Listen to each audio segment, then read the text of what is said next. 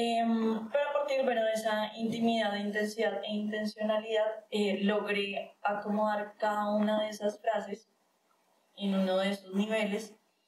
Y lo que quise representar con la pieza eran, bueno, dos tipos de interacción que sucedían con gestos específicos de la mano.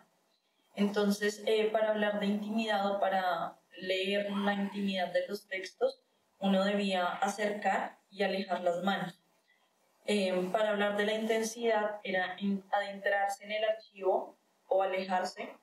Y para hablar de la intención era apretando los puños o abriendo la mano al mensaje.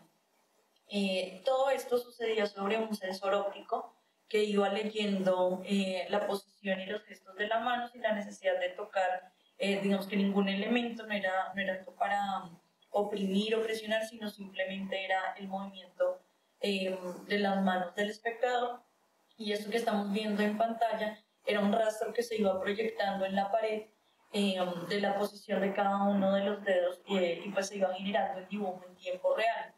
Y estos dibujos finalmente, bueno, era acumulativo durante toda la muestra, entonces se iba manchando de cierta manera, se iba generando como un espectro gris al final digamos que en el fondo de la proyección, y cada vez que alguien interactuaba, estos punticos iban apareciendo, iban siguiendo la mano y se iba dejando esta huella del otro, como del extraño, sobre un archivo que era íntimo. Y pues ese movimiento también iba generando distintas frases dependiendo de la clasificación y pues correspondía como a esos movimientos.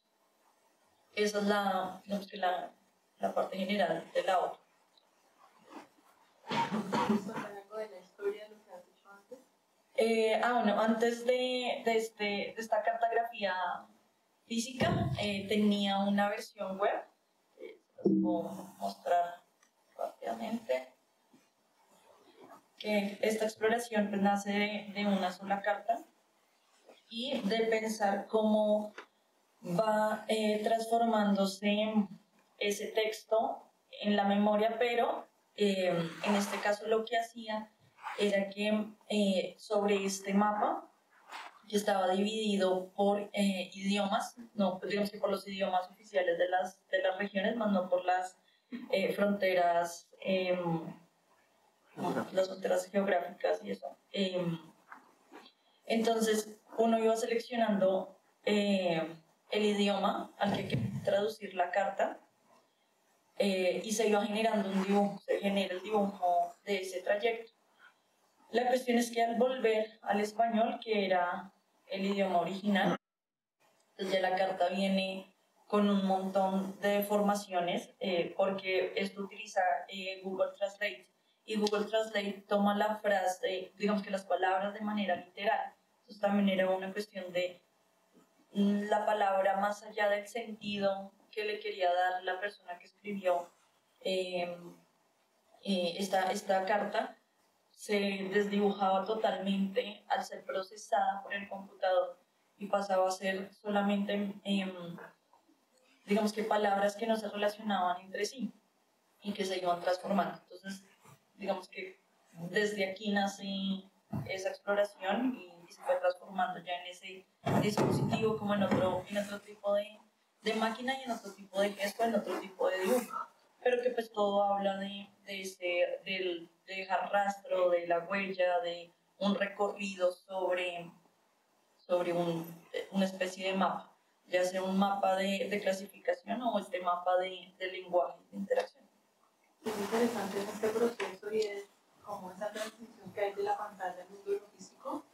El trabajo de Ruth siempre ha estado muy como orientado, digamos, a esa como superficie bidimensional de la pantalla, y la apuesta tampoco era volverlo instalación, ¿cierto? Volver una instalación interactiva y también trabajar el dispositivo físico, que era algo que Argentina no había hecho anteriormente, ¿no? Entonces creo que esa es otra pregunta que para mí es muy interesante, ¿no? Yo creo que enfrentarse a esa idea de que las artes multimedia o electrónicas tienen otras formas de manifestarse que realmente tienen que ver con lo espacial, ¿cierto? No solamente precisamente con lo que en algún momento fue NetArts, por ejemplo, que es el primer proyecto que nos muestra ella de la cartografía, ¿cierto? O sea, era arte para internet, ¿no? O cuando los videos eran monocanal o para pantalla, los CD-ROMs, que fue de pronto esa primera generación de proyectos en los 90, ¿no? Acá ya hay una intencionalidad espacial y una intencionalidad de construir un dispositivo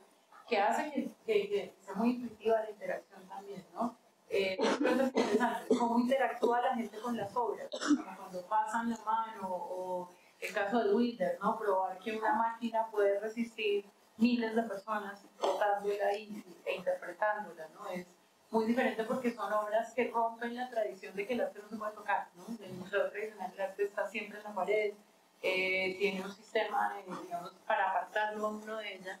Entonces para la gente es muy difícil también acercarse a estos proyectos a veces porque está acostumbrada a que el arte no se toca o se mira o se le da la vuelta, ¿no? Este ya es como lo que yo llamo el mueble, como ya la máquina.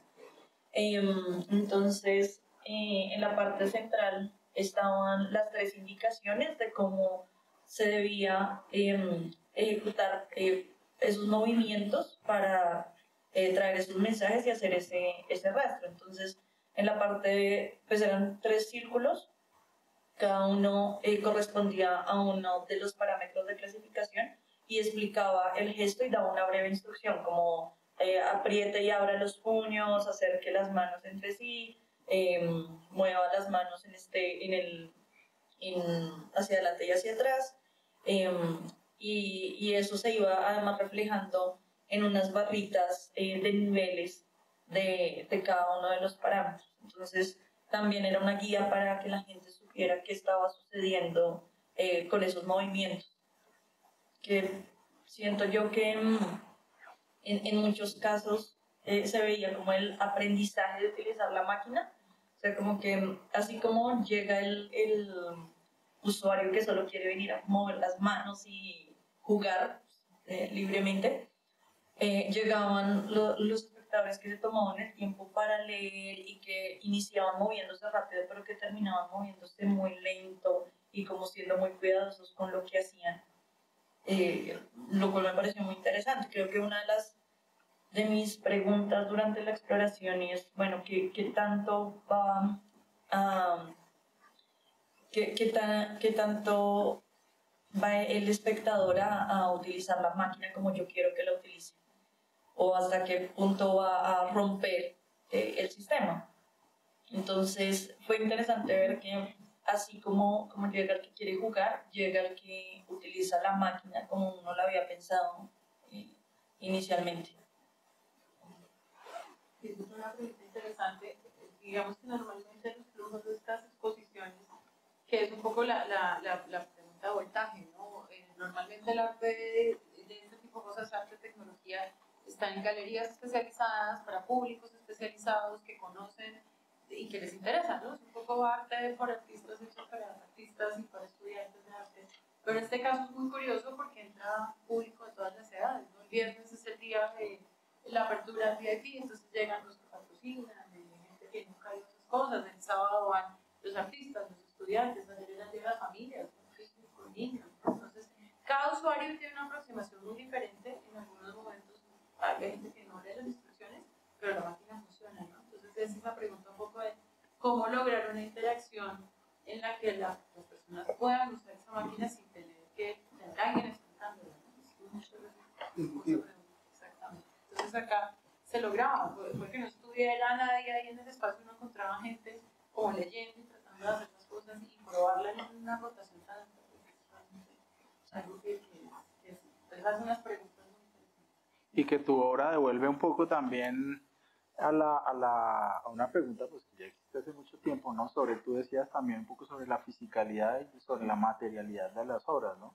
Porque cuando uno habla de interactividad, pues hay un rango tremendo, ¿no? Hay de esas obras, yo les digo mucho que hay ese problema a veces de la interactividad, una obra que tiene 50 arduinos y de pronto el espectador no sabe o no encuentra el camino para interactuar con esa obra, ¿sí? Y de pronto una obra que tiene una cierta tecnología, pero de pronto esa relación con lo corporal es un poco más inmediata. Entonces, se vuelve también lúdico y la experiencia se vuelve un poco más, yo diría, no sé si humana, pero sí más física, más como que le devuelve un poco la física. Después de que hemos estado discutiendo mucho sobre si la tecnología nos aleja del cuerpo o no, ciertas obras nos devuelven un poco esa, como reconocer casi que las partes del cuerpo, ¿no? A veces como que nosotros desayunamos, ¿cierto? O comemos, pero no somos conscientes de lo que estamos haciendo. Acá es como volver a ser conscientes de que tenemos manos y no necesariamente solo sirve para hacer scroll down para ver las fotos de Instagram, ¿no? Sí, totalmente. De hecho, esa preocupación por ser consciente de la mano y de la velocidad del movimiento y de cómo interactúa en ese espacio, la enmarcaba con las dos lámparas de luz que vemos a los costados, que en realidad no tenían otra función más que enmarcar la mano y enmarcar el movimiento y que el espectador fuera consciente de lo que estaba sucediendo también en este punto, porque tenía, digamos que, tres elementos que brillaban de cierta manera: las lámparas, que eran las manos iluminadas, el monitor y la proyección. Entonces, para mí sí era muy importante el gesto, más allá digamos que de la tecnología y de la carta, era como, qué pasa aquí, qué empieza a pasar en la manera en que nos movemos, cómo eso tiene una respuesta con un sistema específico. Entonces sí, era muy importante para mí la mano. Pero pues está lleno de diferentes individuos. Una de las cosas que me llamaba mucho la atención era, por ejemplo, era que al ver estas imágenes, todos reconocemos muy bien estas imágenes porque todos hemos estado en algún momento ahí y reconocemos lo angustioso que es estar ahí y tratar de entrar tras milenio y estar muy cerca de las otras personas y todo lo que sucede alrededor. Pero cuando encontré estas imágenes también me parecía muy interesante el movimiento de la masa, como desde lejos, si uno no supiera qué es, si uno fuera pues, como en otro planeta totalmente diferente y realmente no sabe nada de lo que se trata, se ve como un movimiento muy armónico, unas corrientes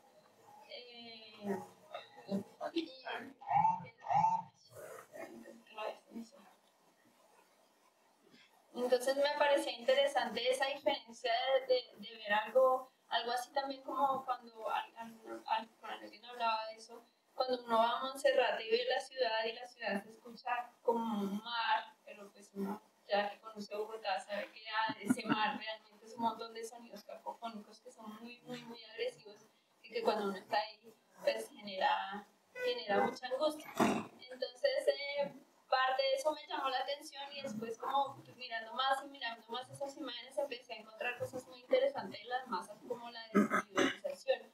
Cuando estamos en la masa, lo que decía ahorita, pues la masa funciona como un ente solo, pero entre la masa suceden muchas cosas que suceden también gracias al pensamiento de la masa, a la mentalidad de masa en el que el anonimato y estar dentro de estas cosas hace que la gente actúe de cierta manera que no necesariamente es como actúa normalmente. Genera ciertos comportamientos y genera ciertas reacciones que a veces son ajenas a eso. Entonces, por ejemplo, en esta encontré estos personajes que me parecieron muy interesantes.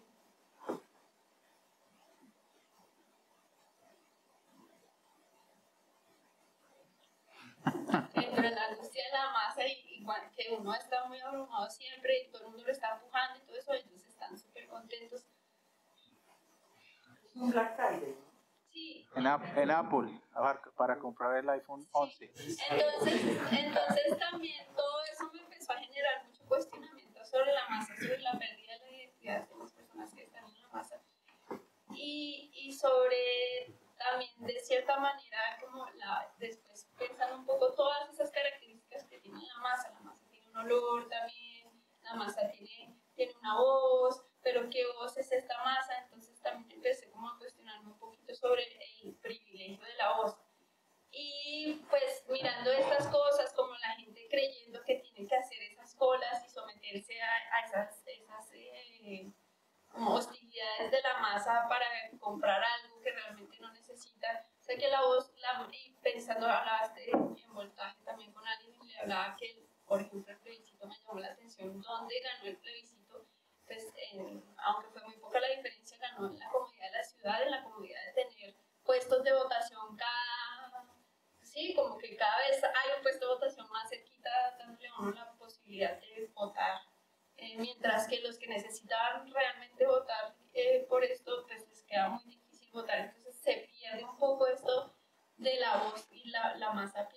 voz, quién tiene realmente el privilegio a la voz, o los que, pues, los que tenemos CPS, sabemos también como que esa necesidad de tener como ciertos servicios, solo hay unos privilegios y la masa realmente no tiene todos esos servicios. Entonces, empecé a cuestionarme un poco esto de la voz de la masa, y siendo ingeniera de sonido he trabajado mucho también con relatos y con testimonios y con documentales, y me empezó a llamar mucho la atención esto de la voz también y del lenguaje, y de que claro, nosotros hablamos y hablamos con palabras, hablamos con intenciones, pero también tenemos unos gestos que hacemos cuando hablamos que son muy característicos de lo que uno está hablando y tienen mucha intención en lo que uno está hablando también. Entonces, eso cuando uno es ingeniero de sonido, o por ejemplo trabajé también mucho en el radio, le dicen a uno que hay que quitarlos, hay que limpiar, pero a mí siempre me parecía que decían mucho, como este tipo de cosas.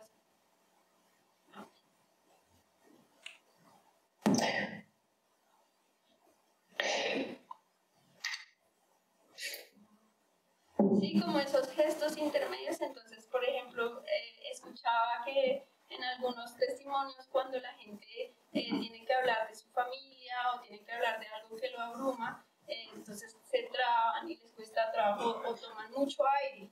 Pero cuando están hablando de algo de lo que están muy seguros, utilizan otros gestos como hacer así o decir, pues tener otros gestos especiales. Entonces empecé a hacer recopilación de todos esos gestos y tener la idea de generar una masa a través de esos gestos. Que cuando yo estoy entrando a la sala, escucho como una sola cosa en la masa, pero cuando camino por entre los parlantes, empiezo a escuchar cada cosa en la masa, pensando también un poco como cuando uno está en el Transmilenio, el Transmilenio está muy lleno, le respiran a uno al lado y uno escucha ya, hay una intimidad entre los que están cerca de uno en ese momento, como una pequeña relación íntima entre los que están cerca. Entonces quise que a través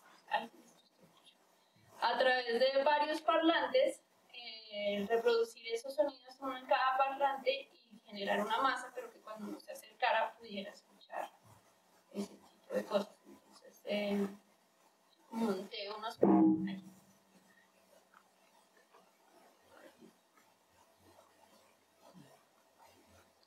Como muchos parlantes en un cuarto, y cada parlantico reproducía uno de esos sonidos.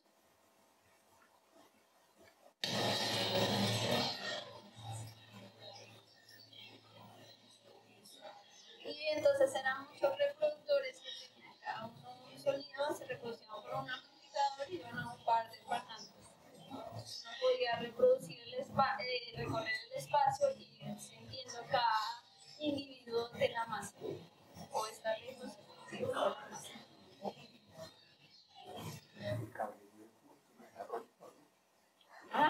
¿Cierto? También como tratar el tema de desarrollo con todo el cabello que tiene. Sí, pues no lo pensé realmente así, pero más como el desorden de la masa, o sea, como ese caos de la masa. Creo que las masas son iguales en lugares desarrollados y subdesarrollados. O sea, ese caos interno de la masa, pues por ejemplo se ve en ese Black Friday, se ve a veces en el metro de Japón, entonces cuando ya... Pakistaníes, en un tren de Pakistán puede subirse 30 veces más personas al tiempo. O sea, para que lo tengan en su archivo también. Sí, creo que no solamente el transporte público, sino la masividad es caótica también. Y algo muy interesante, lo que me pareció que sucedió, que hablaba Carmen ahorita sobre el lugar donde uno proyecta, es que claro, como estábamos en el San Juan de Dios, mi cuarto tenía un olor especial, como que le daba el concreto mojado. Entonces eso me pareció también interesante, como empieza también a haber un olor de la masa.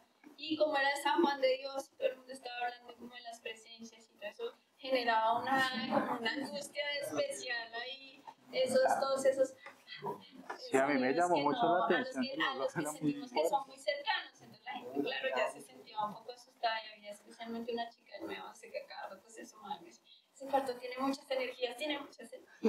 Y decía que los parlantes le respondían las preguntas. Ella preguntaba algo y decían yo. Sí, no, entonces eso también me pareció interesante ver cómo reaccionaban a ese entorno con esos sonidos. Pero no le echaron ningún producto al cuarto. ¿Ah, sí? Era un espacio que era como un especie de laboratorio, teníamos baldosa, un pollo y se desarrolló todo eso. Pero es un poco el espacio, tuvimos que rehacerlo. Habían unos plafones que eran de cuando estaban, porque eso era el convento, eso eran las monjas muchos años, se dice que 100 años. Luego, posteriormente, era un espacio donde atendían enfermos terminales, en algunos casos, y en otros lados, pues, oficinas. Entonces se demoró mucho y cuando se hizo la asignación de espacios, como que tratamos de mirar mucho los requerimientos, ¿no? Gente que necesita altura, necesita distancia para la proyección. En el caso de Carolina, por ejemplo, este espacio tiene una acústica de mucha reverberación. Entonces la pregunta era, ¿te sirve este espacio? Ya le encantó, se demolió un poco, pero el olor estaba ahí. Era fuerte, sí. Que estaba en la pared, ¿no? Entonces también la obra se resignifica mucho a partir de eso. Mucha gente decía, esas son las voces de los fantasmas. ¿No? Entonces la pregunta es, ¿cómo se articula esto en otro espacio? En una galería. La lectura es completamente diferente. Que creo que esa es la otra capa y un poco en el tema que ya hablábamos de las capas de la memoria y de los lugares, ¿no? Montar en una galería inmaculada, en cubo blanco, como le decimos en arte, es muy diferente a intervenir en este espacio, ¿no? Carolina quería la ruina de la pared picada después de la demolición y le daba también otra atmósfera muy interesante a esa obra. Entonces también esa articulación en el espacio y en el recorrido. Los niños tenían otra lectura, los niños querían que los alzaran y agarraban los parlantes y los subían hasta arriba.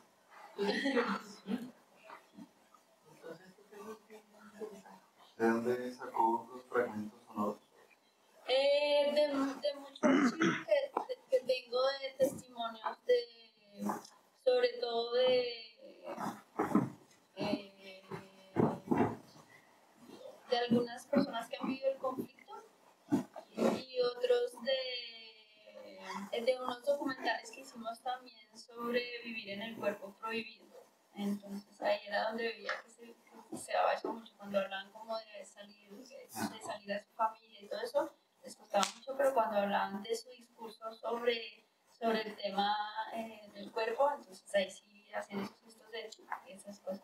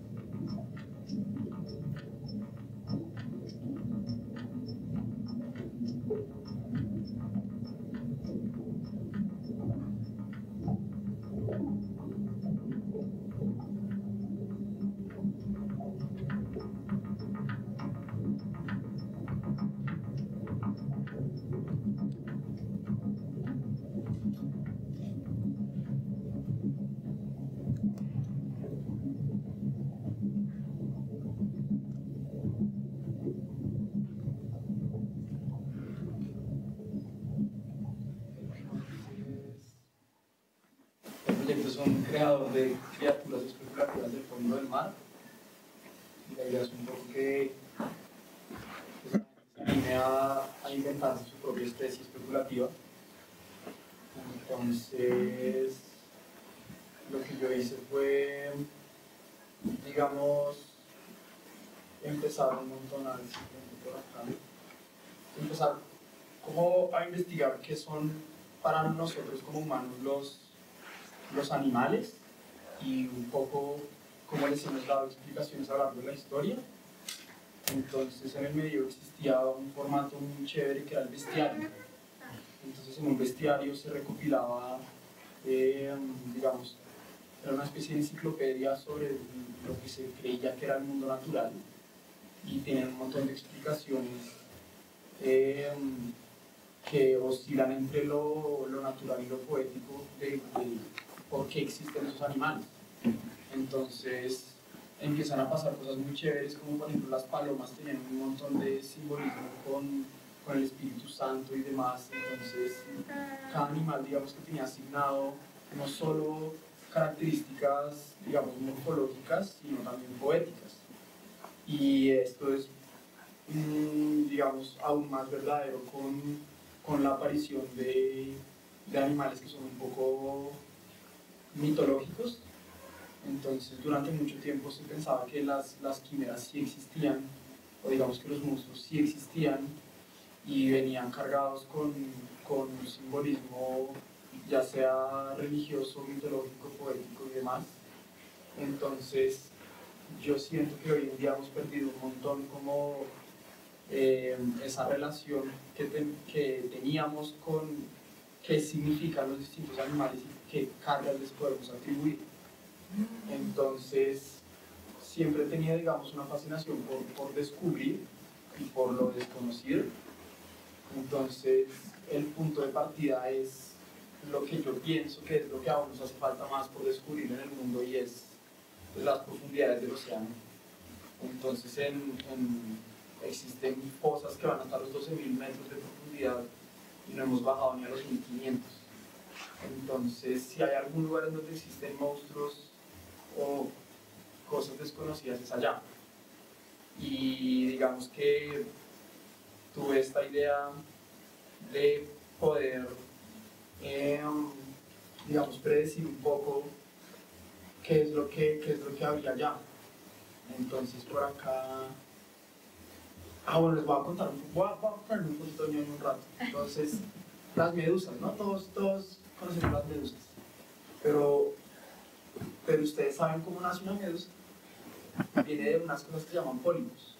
Entonces, en el fondo del mar, en el lecho marino, hay estas especies de flores, que son estos pólipos, y cada una de estos bulticos que ven acá se convierte eventualmente en una medusa. Entonces ellas borran un resto la diferencia entre lo que consideramos animal o vegetal, porque parece de verdad flores y nacen organismos complejos de ahí. Y digamos que la medusa termina siendo como una especie de espermatozoide de este pólipo, pero no el que conoces la medusa. Y entonces entre más empezaba a investigar sobre qué tipos de animales hay en el fondo del mar, aparecen estos manes que son los sifonoporos. Y cada uno de estos es un organismo diferente, pero todos en conjunto funcionan como una colonia. Y cuando este man, Ernst Haeckel, los descubre a principios del siglo XX, hace estos grabados fascinantes con lo que él le intentaba dar forma, porque cuando se descubre cómo estos viven tan en el fondo del mar, cuando llegan a la superficie son como una gelatina y toca despedazarlos y abrirlos a ver qué era lo que era eso.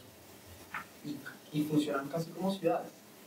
Entonces, pues el mar es como invisible, al fin y al cabo no tenemos ni idea qué hay allá, y es tan gelatinoso y tan raro que cuando llega a la superficie no le podemos dar forma. Entonces, bueno, está como toda esta idea entre el monstruo y la bestia, que es interesante abordar. Y después me topo con otra cosa que se llama la biología especulativa. Entonces hay una rama de la biología que se enfoca en intentar predecir o encontrar como eslabones entre distintos organismos. Entonces, un paleontólogo en 1915, cuando se empieza a dar cuenta la paleontología que los dinosaurios y las aves en realidad son exactamente lo mismo, y hoy en día ya la clasificación no es dinosaurio y ave, sino que las aves están clasificadas como dinosaurios aéreos y los dinosaurios no aéreos. Entonces él dice, no, pues debió haber existido una criatura en medio que fuera una especie de dinosaurio con pues 4 alas, ¿no? No se le ríe, y después en 2003 entonces me parece súper chévere que uno puede digamos, empezar a jugar con una cosa de ficción, siempre con base en el mundo real, pero empezar a hacer combinaciones que pueden parecer absurdas, pero la naturaleza tiene tantas formas que uno nunca puede decir con absoluta certeza que uno está equivocado. Entonces, digamos que ya tengo un montón de inspiraciones en instalaciones interactivas. Esta, por ejemplo, o sea, es unos chicos argentinos que hicieron este fósil, que son cojines, y traquearon cada uno de esos cojines. Uno puede ir encontrando, es para los niños, uno puede ir encontrando las piezas del fósil, irlo armando, y cada uno de los fósiles tiene adentro un montón de microorganismos que en realidad cada uno es un instrumento. Y si uno hace un puente entre un cojín y otro, entre un hueso y otro, las criaturas pueden empezar a transitar de uno a otro y se empieza a armar una composición musical. Y digamos que esto todo empieza a inspirar, y yo tengo la idea de hacer animales virtuales, como un poco combinando un poco la idea del videojuego, el animalario universal que todos hemos jugado con ese librito que es tan chévere, y este man Carl Sims que empieza como a crear reglas computacionales para hacer organismos virtuales. Y digamos que combinando todo eso fue que yo empecé a iterar en lo que yo quería hacer. Entonces yo sabía que quería que tuviera agua, entonces empiezo a ver cómo puedo empezar a jugar con la luz y el agua para generar distintas sensaciones, y entonces empiezo a jugar con el código para ver cómo puedo empezar a hacer modelos y a extruirlos. Y aquí está mi cara en una medusa, un poco creepy. Y digamos que ya después es una cosa de empezar a iterar ese prototipo, como conversiones muy rápidas, una protoboard, un par de potenciómetros, y ponérselo a la gente. ¿Qué pasa? ¿Le gusta? ¿No le gusta? ¿Se aburren? ¿Se divierten? ¿Hacen historias? Y es una cosa de iteración. Entonces ya después de trabajar empiezo a hacer estas primeras medusas, pero todas eran muy parecidas. Pongo más potenciómetros, agrego más variables, intenté ponerle ya acelerómetros, pues como empezar a ver cómo se interactúa con esto y qué surge de distintos tipos de interacción. Entonces había unas que se botaban a la basura de una, el acelerómetro y el giroscopio eran incontrolables. Uno puede mover el giroscopio y pasan cosas súper chéveres, pero si yo quiero construir una criatura tengo que poder tener variables permanentes. Entonces, si yo giro esto, acá está chévere, pero voy a hacer otra cosa y este se da la vuelta, pues perdí lo que estaba haciendo. Entonces, ¿cómo hago para tener permanencia y para poder construir?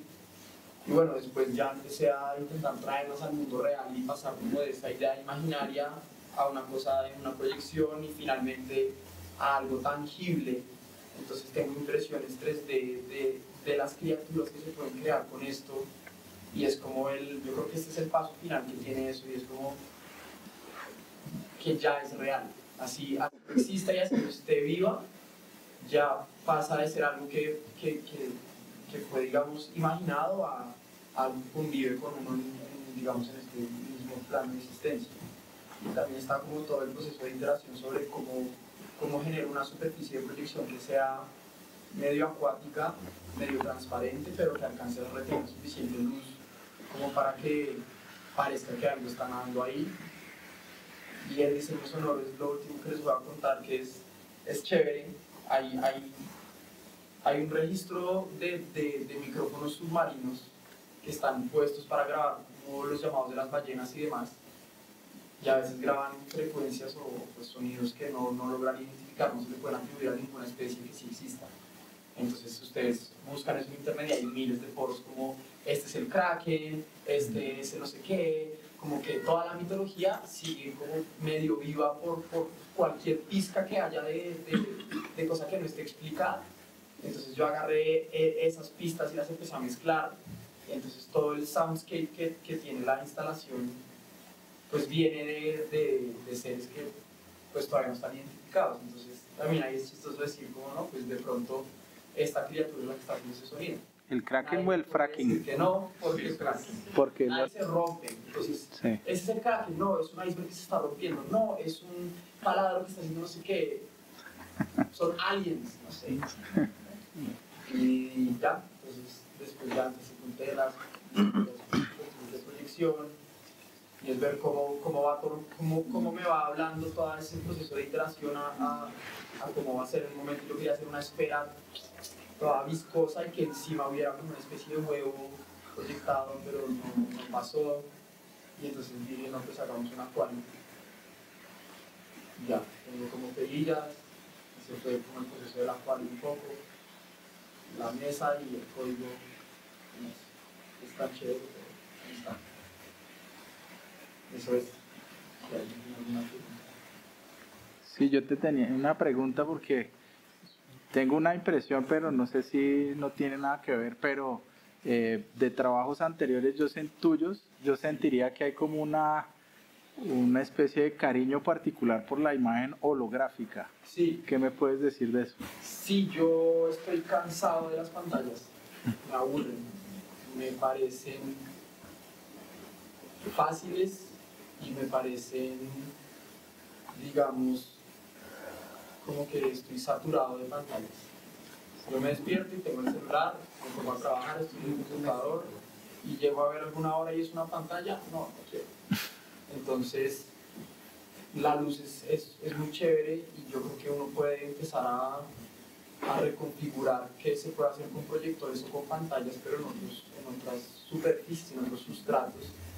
Y rápidamente, si ustedes se dan cuenta en el video, no sé si ya lo se ve, en el video la gente, eso es algo de lo que estabas hablando ahorita, y es que la gente, todos me pedían explicación, oye, ¿dónde está el proyector? Y esto es una pantalla, y yo pues les digo, pero no les quiero decir, porque me parece que todo el chiste es que sea mágico, porque yo quiero, claro, yo soy un ñoño que le encanta saber que el código es esto, que cómo lo optimicé, que el protocolo es serial, que sí, pero al fin y al cabo, cuando uno ya está aquí, lo que yo quiero es que sea un juego y que se borre, digamos, esa relación que uno tiene con la tecnología que ya tiene un montón de reglas establecidas. Por eso es que también disfrazo los potenciómetros. Yo dije, bueno, pues ya usé sensores no sé si en algún lado, aquí están.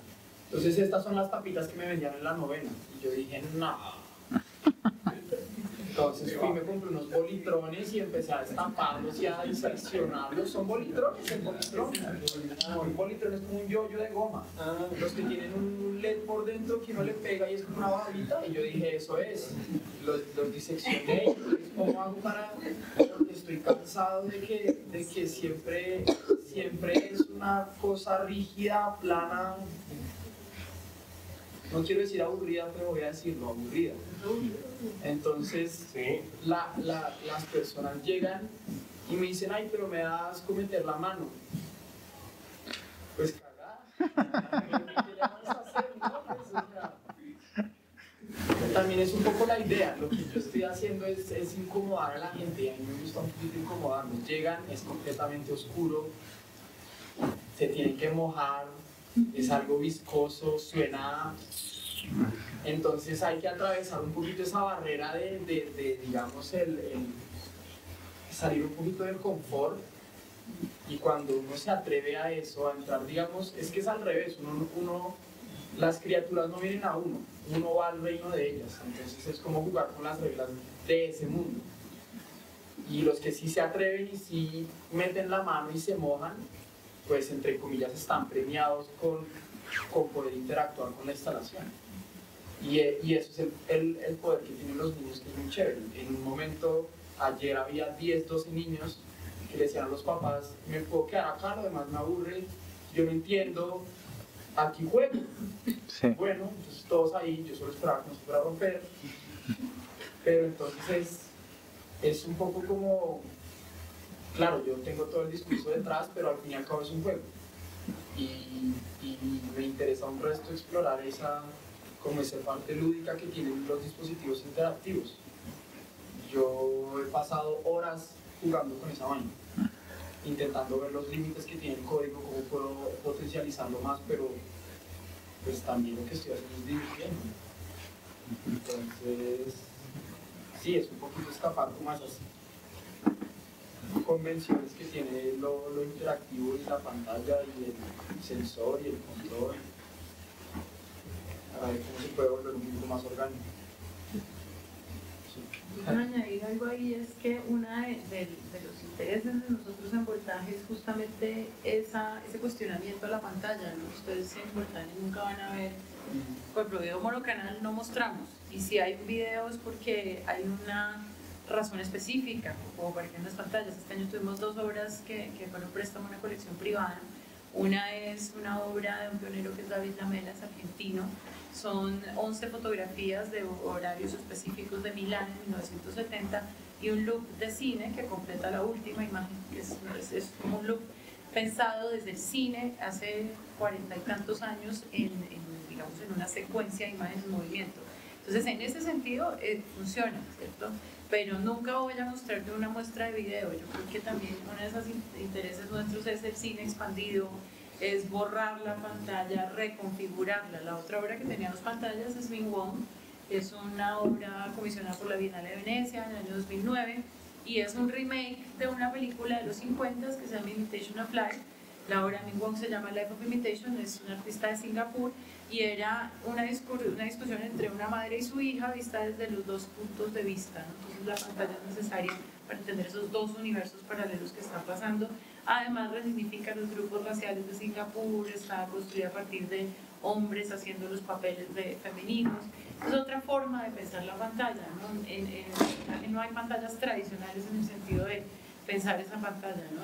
Creo que este mundo está plagado de pantallas sin sentido. Entonces, ¿qué es realmente? Un poco, por eso era mi interés en anular la pantalla. En mi obra yo lo hago, yo trato de que la pantalla no se vea o de que sea de una forma diferente. En la obra de Ruth también la idea de tener una pantalla, un marco, podía romper un poco esa idea de la acción, ¿cierto? En el caso de Carolina en algún momento iba a proyectar y después decimos fue iluminar ciertos espacios y generar la imagen a partir de generar una proyección de los cables en la pared. Proyectar es también usar luz, ¿no? Entonces creo que la luz es el vehículo importante y la superficie de proyección es otro dispositivo. Y digamos que esto en el trabajo de Emil es muy interesante porque obviamente es imagen en movimiento, pero la forma en la que nos relacionamos con el dispositivo es diferente, ¿no? Estamos arriba con un dispositivo en el que estamos interactuando con una pantalla que está puesta en una posición completamente diferente que además él construyó.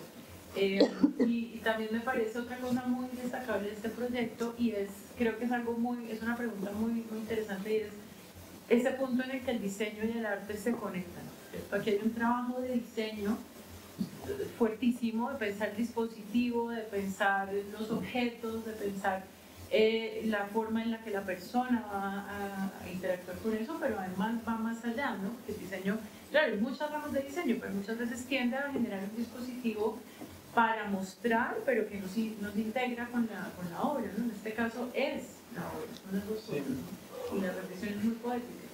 Y de hecho me preguntaron, oiga, ¿y esto se podría proyectar en una pared? Pues, sí se podría, pero sería otra cosa. Sentido, que y lo he intentado hacer recientemente con los proyectos que estoy haciendo, y es que yo intento borrar como un poquito la frontera entre el software y el hardware, como que el objeto y el programa tienen que ir de la mano. Si no, digamos que para mí está cojo, porque ambas cosas, sobre todo cuando uno empieza a hacer instalaciones que tienen parte análoga y parte digital, yo creo que uno no puede empezar a descuidar ninguna de las dos, porque se va a sentir que cuando uno empieza a dominar, la otra no solamente pierde valor, sino que le quita también el valor a la otra cosa, porque tiene que ser como esta cohesión entre que el sensor tiene que servir, pero también lo que estoy mostrando tiene que ser chévere.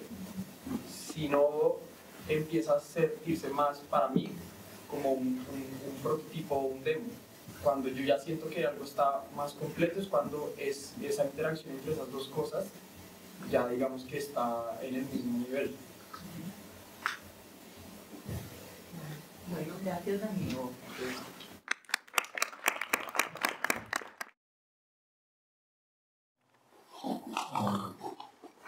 De diversas formas. Digamos que para mí el sentido que prima en mi experiencia de la realidad es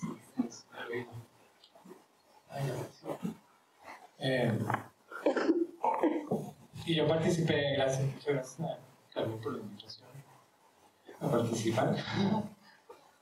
Participé en montaje con una obra, con una instalación. Voy a tener unas fotos.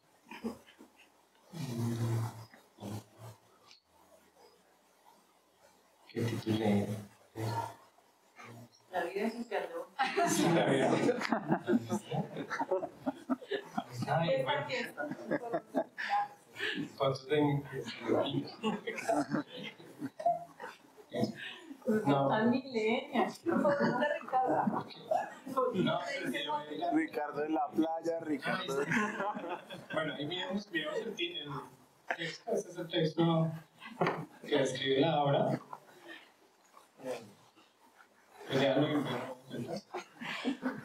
Es muy descriptivo, es muy simple, muy descriptivo.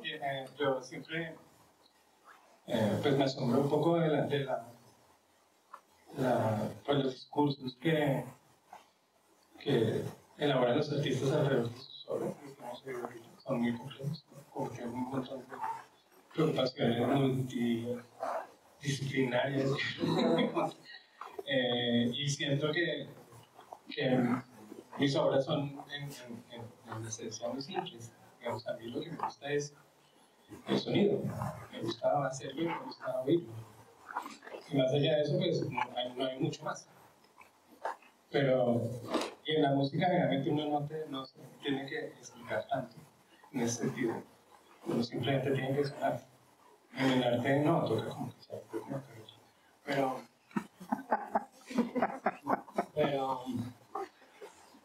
la obra es muy simple, digamos. Hay varias preocupaciones o intereses que están involucrados en la obra. Uno es la escala, que es algo que me está preocupando en términos no solo de los sonidos, sino de los objetos y el arte. Como, ¿desde qué punto, por ejemplo, un objetito tridimensional, a partir de qué escala puede uno decir que es una escultura? Por ejemplo, un anillo o un arete. ¿Es una escultura chiquitica o es simplemente un arete? Y el sonido también. El sonido estamos en nuestra cultura contemporánea desde hace mucho tiempo. Acostumbrarse a que el sonido se impone. El sonido generalmente tiende a ser de gran escala, amplificaciones enormes. Hay un poco como la impresión, ya sea casi como expresa de imponer el sonido sobre los otros. La música tiende a ser así, ¿no? Entre más duro, mejor. Pero los sonidos chiquitos son muy interesantes, ¿no? Los sonidos pequeños en términos de dinámica, pues, de amplitud. Son muy interesantes porque, entre otras cosas, lo inducen a uno a escuchar de una manera distinta que parar por ejemplo. Entonces, eso es parte de lo que me interesa. Me interesan los sonidos complejos, un poquito como las masas tuyas, Ricardo. Y que es un sonido complejo en términos muy generales, como me interesa. Es un sonido que no tiene parámetros claramente identificables y que cambia constantemente en el tiempo. Digamos que es difícil identificar patrones, como en la música, que son solo patrones. Son los ciclos que se repiten en diferentes escalas y en diferentes parámetros. Los sonidos complejos rápidamente tienden a parecerse a los sonidos naturales, los sonidos complejos artificiales o hechos electrónicamente, o como sea, con los medios que sean, tienden a parecerse justamente porque son complejos a muchos sonidos de la naturaleza.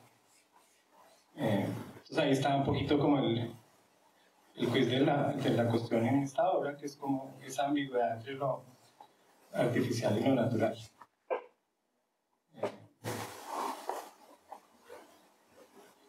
Y la obra surgió a partir de un objeto que hice hace como 3 meses para una exposición. Se llama Primitivo, que ahora ese objeto está expuesto en Cámara de Comercio.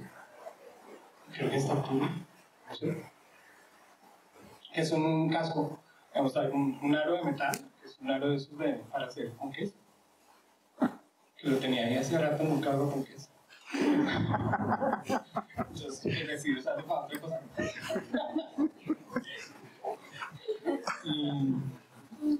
Y se me ocurrió esto, porque sí, siempre me ha gustado, pues, me atrae como lo que les dije, los sonidos chiquitos.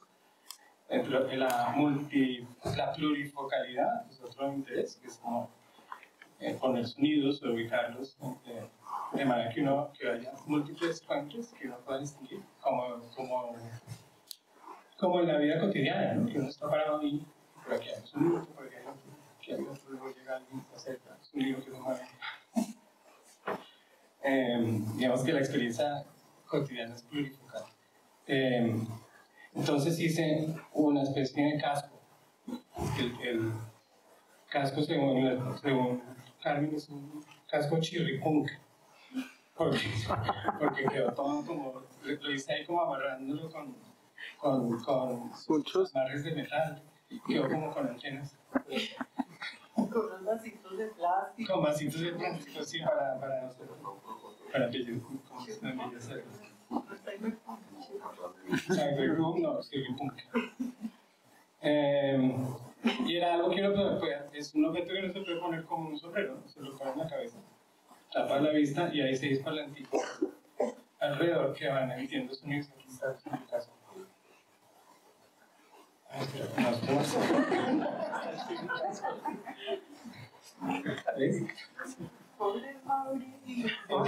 Estos son los vasitos que están cubriendo los parlantes, como los.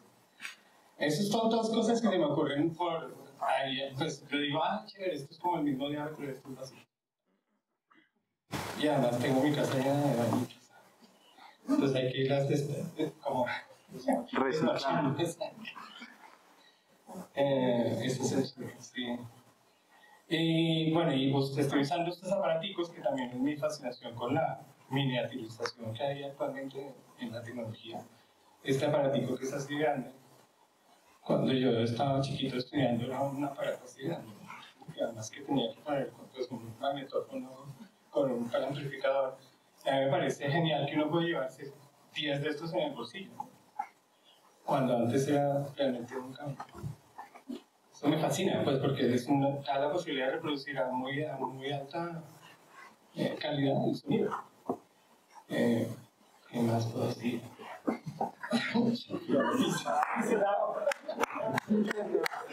Que ya haces el dibujito. Bueno, yo ando pensando ideas y haciendo dibujitos, ¿no? No, porque no soy bueno para hacer esos renders tan bonitos que hacen ustedes. Entonces lo hago a mano. Y me quedan bien los dibujitos. Cuando tienen textos, me quedan bien los textos. El problema es hacerlos, materializarlos, ¿no? Esto es muy complicado. Pero está buscando un dibujito acá. Este es otro dibujito. Cepillo. Bueno, por ahí aparecerá, pero vamos mirando por ahora cómo quedó la obra de Ota. Era básicamente eso, tres como anillos ligeramente concéntricos cónicos que no son otra cosa que un soporte para una serie de parlanticos, de manera que cuando uno esté dentro del espacio pues como un volumen, ¿no? Como se dijo en el texto. Para los que no hayan visto eso en la vida real, ¿qué escala es eso? Acá este aro, el de más abajo, lo grande, tiene 2 metros de diámetro y está a una altura como de 1,40 del piso y se van achicando levemente, pues el diámetro. En la primera capa, digamos, en el primer aro hay 12 parlantes, en el segundo hay 8 y en el tercero hay 4. Y bueno, aquí hay unos parlanticos que les puse también con unas capuchitas de los granizados que venden en Caldivia, que sirven como difusores, ¿no? Como una especie de cosméticas para que se vean más bonitos y pues, no creo que tenga mucho efecto, pero intrigan, ¿no?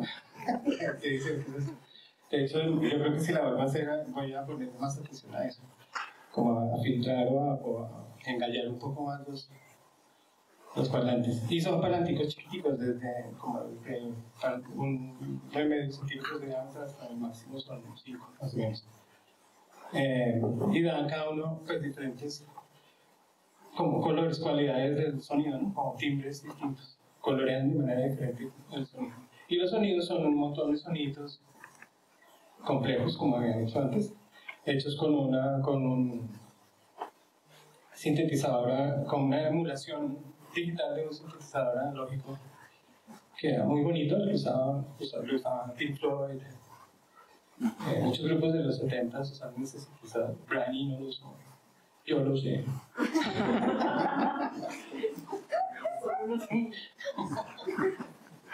Que era chéverísimo porque era como un maletincito como de ejecutivo. Entonces, yo con su maletincito pensaba que era un banquero, pero en realidad era un músico electrónico. Entonces era muy bonito y era además muy versátil. Se intercuerpa, no sé si conozcan algo de sintetizadores analógicos, pero son modulares en el sentido que hay muchos módulos que hacen diferentes cosas. En fin, me fascina ese bicho.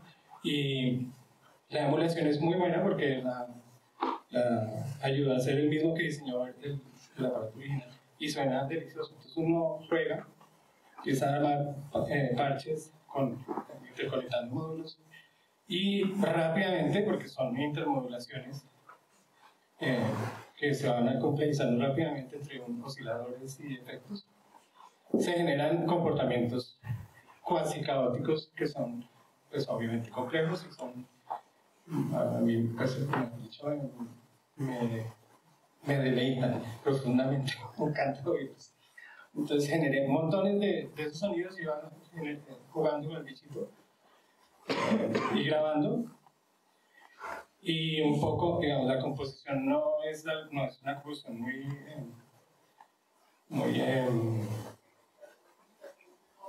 pues digamos que no tiene como un sustrato intelectual muy profundo. Simplemente hice chorreras de estos sonidos, una para cada aparatico, para cada reproductor, concatenando segmentos de lo que había grabado. Todos los segmentos eran como comportamientos complejos de pulsos o de osciladores que variaban muy rápidamente de frecuencia. Y entonces hacen como sonidos como de pajaritos, insectos, ratones, animalitos. Ahí cuando pues ahora después me metí y había una niña explorando los parlantes y empezó a explicarme la hora. Entonces me dijo, mire, usted hay que acercar la oreja. Y yo le pregunté qué son los sonidos. No, son animales. Todos son animales. Con mucha seguridad. Y curiosamente sí, la asociación que se hace muy rápidamente es con lo orgánico, digamos. Por el asunto que yo en la complejidad. Y la experiencia, bueno, y es otra, bueno, en términos de la espacialidad, obviamente, esta disposición de los parlantes generó una experiencia espacializada, de múltiples partes. Esto no es nada nuevo, se viene haciendo hace muchos años, pero no se ha explorado mucho, se ha ido como estandarizando hacia un paradigma que es muy de alta tecnología. Hay sistemas muy sofisticados de multiparlantes, pero me parece interesante explorar esta versión low-tech o chirri de la música. Chirri punk. Y es un poquito análogo a la búsqueda de nuevas maneras, nuevas pantallas, digamos, o diversidad en la forma de proyectar tanto el sonido como la imagen. ¿Qué más? A ver si me notas la fidelidad de esta bolitrones. Pantalla estéreo, esterilización. A mí me parece que esta obra plantea una cosa muy interesante y es que las piezas de Ricardo o hacen performance en vivo con sus instrumentos, con la batería global, que que para los que no han visto es una batería con globos que infla y brota, esas son las diferentes formas. Entonces está el lado de performance, está el otro lado que eran los pequeños aparatos como el casco, varios que has hecho ya muy de pequeña escala. Usted tiene la idea del sonido, esta cosa performativa del sonido solo, que está compuesto y que está, digamos, moviéndose continuamente, pero que se vuelve una experiencia espacial, ¿no? Como que también la gente tiene que entrar ahí adentro de estos aros y empieza a generar otra forma de relacionarse con el sonido, ¿no? Sí, yo creo que aquí pues la primera vez, yo creo que aquí hubo un cambio cualitativo. Nunca me había atrevido a hacer algo tan grande. Y funciona muy bien, parece que es bien interesante como esa idea de pensar, porque creo que el arte sonoro es un campo que nos acostumbramos mucho a que es un performance, ¿cierto? Y que sucede en un espacio con un público que lo ve con una diversión finita. Esto es bien interesante por esta idea de la espacialidad. Sí, y la relación, y entra el diálogo con el cuerpo. Y con el espacio. En la jerga artística, ¿no? Aquí está en un videito. A ver, ¿cómo está?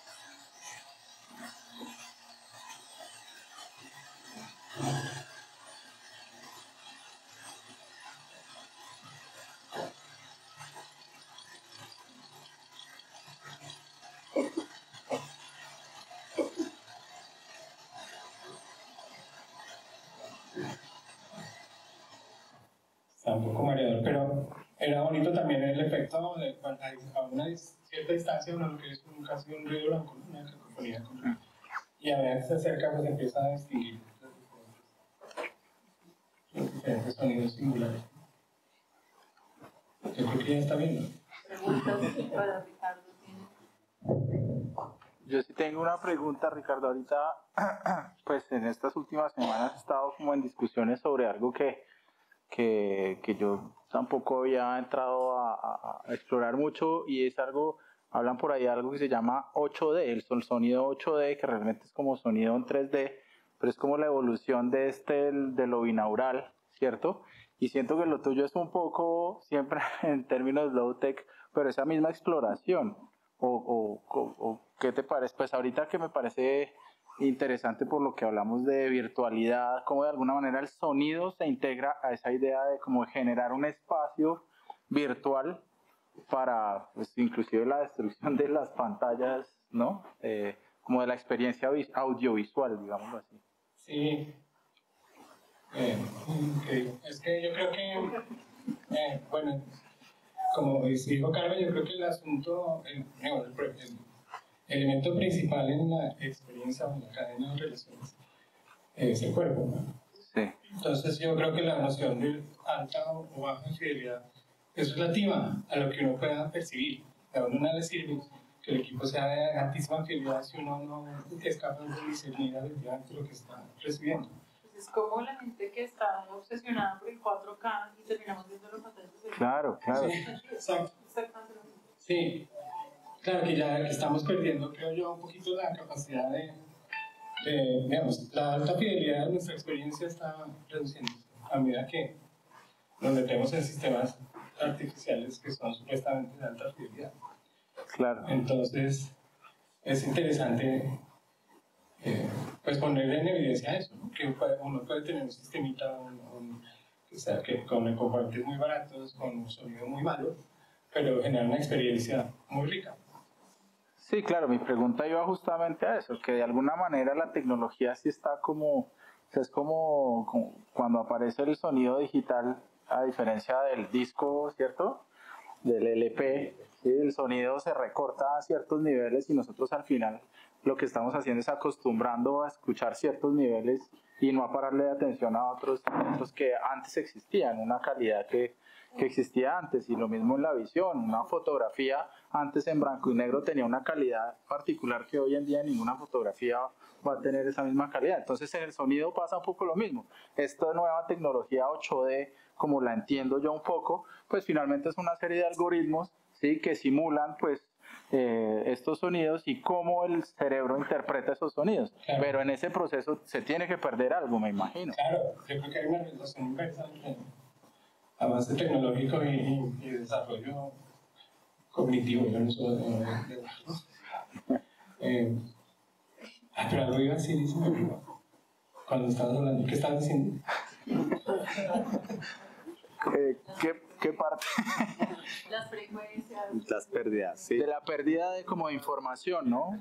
¿Será eso? Pues ahí acaba de pasar el ejemplo. ¿Qué? Que se perdió la información. Sí. Se perdió la información. Claro, sí. Que tú mencionaste la palabra simulación. Sí. A mí no me interesa la simulación. Porque, digamos, en música electroacústica, por ejemplo, multicanal, que generalmente se presenta con sistemas de muy alta calidad, como el Blast, que tiene música Jorge García. Claro, uno tiene 8 parlantes, están controlados por un sistema de computador, y uno puede simular movimientos, y de hecho casi la mayoría del desarrollo en estos sistemas va hacia la simulación del movimiento, hacer parecer que los sonidos se mueven. Y bueno, chévere, ¿no? Es bonito que se muevan los sonidos y tal.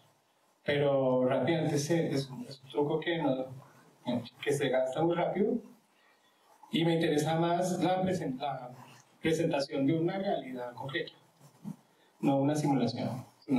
Hay un montón de fuentes, también unos sonidos y punto. Siempre la gente cree que los sonidos se mueven de todas formas. Sí. Porque está hay un sonito por acá, luego hay otro por acá, y los conectan inevitablemente. Entonces, digamos que uno ya está generando la simulación cuando percibe la realidad, de alguna forma. Sí, de hecho lo que me llamaba la atención de tu obra era que justamente esa idea de lo low-tech y un poco lo chirri punk, como dice Carmen, como los mismos elementos que estás utilizando le dan una cierta complejidad a los sonidos, que todo lo que viene a ser ahorita el sonido pues se pierde, ¿no? O sea, y que justamente me interesó muchísimo de tu obra, ¿no? Como de casi como de ese ruido casi sucio a veces, de la mezcla o la saturación, pero está ahí. Y de pronto con la tecnología se va a ir perdiendo esa suciedad casi humana, ¿no? He dicho. Un aplauso para Muchas gracias.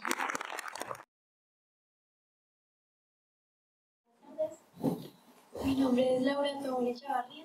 Yo soy maestra en artes plásticas de la Fundación Universitaria de Bellas Artes.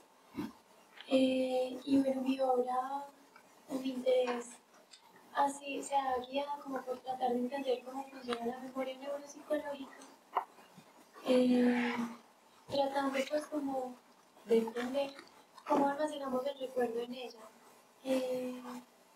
Siempre para hablar de esa memoria usaba el océano como una metáfora de ella, y encontré que ambos tenían varias similitudes, pues semejanzas entre sí, como que el mar, pues a pesar de ser transparente, es opaco. Nosotros nunca recordamos de la manera en que vivimos las cosas. No sabemos con exactitud la profundidad del mar ni la capacidad que tiene la memoria. Y la memoria nunca es estática, sino que viene cargada de todas las percepciones que tenemos sobre algún recuerdo determinado. Entonces, a partir como de todas esas similitudes pues, entre ambos, encontré que sí tenía como cierto sentido hablar sobre esa memoria a través del mar. Cuando estamos al frente de una corriente de agua o frente al mar, es posible caer en un estado del inconsciente donde podemos llegar a recordar historias como del pasado. Entonces empecé haciendo más como stop motion, en carboncillo, pues hablando del carboncillo como algo que tiene memoria. Y era algo muy... El mar que yo siempre muestro en mi obra es un mar que es a blanco y negro, nunca es un mar cálido, sino que es un mar que es más nostálgico, que habla más sobre el pasado. Y lo que buscaba siempre con la obra era tratar de traer como un recuerdo del pasado a un tiempo presente. Como cuando uno, pues a veces para traer un recuerdo del pasado al presente, simplemente a través de una sensación, como un olor, un sabor, como comerse la galleta, comerse una galleta y recordar pues las tardes en la casa de la abuela comiendo las galletas que ella hacía. Entonces ese era como un interés que yo tenía, como que la gente que viera la obra pudiera traer un recuerdo del pasado, un tiempo presente. Y empecé a explorar, siempre me interesaba mucho como el trabajo con la luz, con la sombra, como para hablar como la facilidad con la que se desvanece el recuerdo. Y terminé haciendo de todas las obras pues como que había hecho, como en relación con el mar, terminé haciendo esta que era un poco más abstracta, que era tratar, que se llama Cántaros de Luz. La hice gracias a una convocatoria de la Alcaldía de Medellín que se llama Beca de Creación para Artistas Emergentes. Y lo que hice fue crear unos cántaros de cristal donde intentaba contener como la memoria como del océano. Pero lo único que se podía ver de esa memoria no se podía contener, era el reflejo que se creaba a través del juego con la luz y el agua en movimiento. Esta obra lo que buscaba, o lo que a mí me interesa normalmente cuando hago una obra, es que el espectador pueda ser parte de ella y que genere una experiencia en él. Se convirtió casi que, cuando la pensé tenía un sonido aparte, pero cuando la hice y cuando la presenté me di cuenta que pues cuando por fin hice como el primer ensayo me di cuenta que la obra en sí tenía un sonido y que ese sonido transportaba, ayudaba, era el sonido que yo pretendía hacer aparte, pero que la obra en sí misma ya lo estaba haciendo. Entonces es una obra que es más como para recorrer, para que para mí, por ejemplo, genera como una sensación relajante, podrá significar algo diferente para alguien más, pero era el fin, como generar una atmósfera, cambiar el espacio y tratar de eso que les conté, como de contener la memoria del recuerdo, pues del mar en estos cántaros, pero que en realidad no se puede contener. Y este es como un video para que escuchen un poquito como...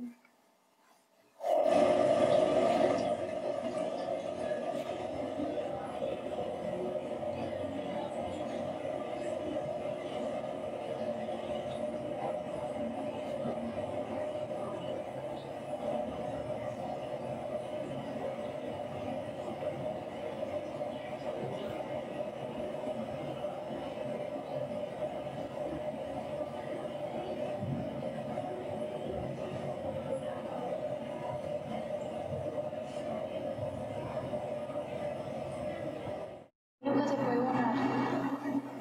Entonces es como... En esta obra lo que se hacía era proyectar sobre la pared a un nivel en que cuando la gente se parara enfrente de ella se reflejara su sombra en ese mar. Entonces hacía parte de ese paisaje que se proyectaba ahí. Y era como eso, hablar como de la memoria del mar, pues a través como del carboncillo, de cómo va, de las olas y como la sensación que genera estar frente a ese mar que es a blanco y negro.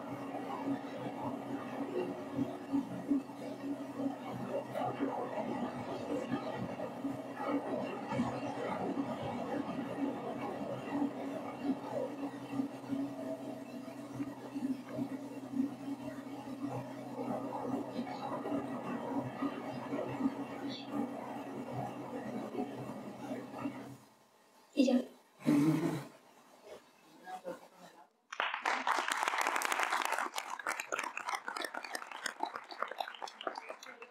Muy brevemente diciendo que un poco esto es parte del panorama que todos los años tenemos que abordar. Se fijan, en Colombia tenemos un trabajo muy potente, muy sólido, muy profesional en arte, tecnología y ciencia, y hay muchas formas de abordarlo. Entonces, un poco Voltaje se ha constituido en esa plataforma para hacerlo, ¿no? Estos proyectos son proyectos que no se articulan normalmente en espacios de arte. A veces sí hay un evento aquí, otro allá, pero lo que requiere montar todo esto espacialmente y el evento que tiene pues, muchas circulaciones realmente se ha convertido en algo muy, muy importante para nosotros, ¿no? Como seguir generando espacios para que la gente pueda experimentar, crear, porque ante todo son proyectos de experimentación que están continuamente preguntándose muchas cosas, ¿no?